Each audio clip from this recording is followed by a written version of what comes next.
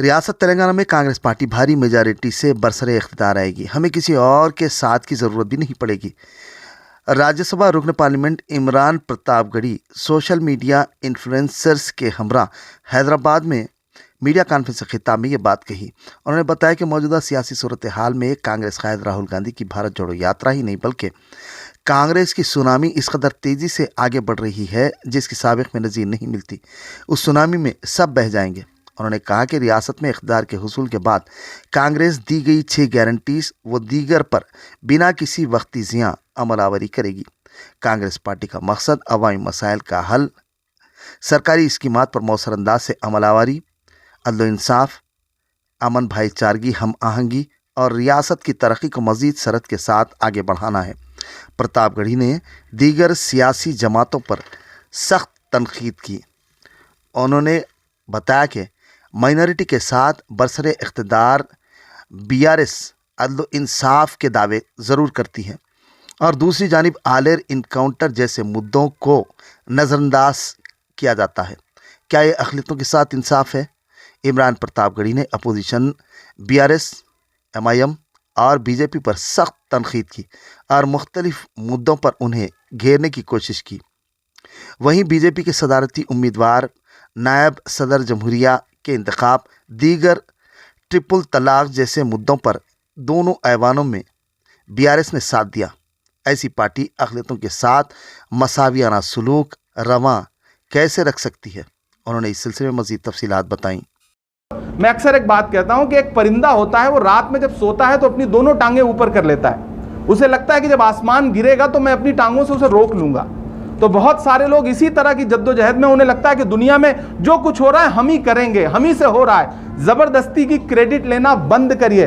इमरान प्रतापगढ़ी को जिताने के लिए कांग्रेस पार्टी के 41 MLA प्लस 3 वोट हमारे पास एक्स्ट्रा थे, जो कि 44 के 44 वोट इमरान प्रतापगढ़ी को मिले हैं। ये झूठ बोलना बंद करिए। क्या 2024 के इंतखाबात कांग्रेस स्वीप करेगी? बिल्कुल जी, और अगर ऐसा होता है तो बिल्कुल स्वीप करेगी। मैं तो तेलंगाना की आवाम से एक बात मुसलसल कह रहा हूं कि ये जो तेलंगाना का असेंबली इलेक्शन है, ये महज इलेक्शन नहीं है, ये 2024 का सेमीफाइनल है। तेलंगाना हमें असेंबली इलेक्शन जिता के दे, यहाँ हमारी हुकूमत बना के दे। हम यहाँ की आवाम से वादा करते हैं कि 2024 में दिल्ली में कांग्रेस पार्टी और इंडिया अलायंस सरकार बनाएगी, इसमें कोई दो राय नहीं है। पहली बात। दूसरी बात कि तेलंगाना को हम क्या देंगे, आपका सवाल ये है। तेलंगाना ही हमने दिया है। तेलंगाना बनाने वाली कांग्रेस पार्टी है, तेलंगाना के मूवमेंट को एक्सेप्ट करने वाली कांग्रेस पार्टी है।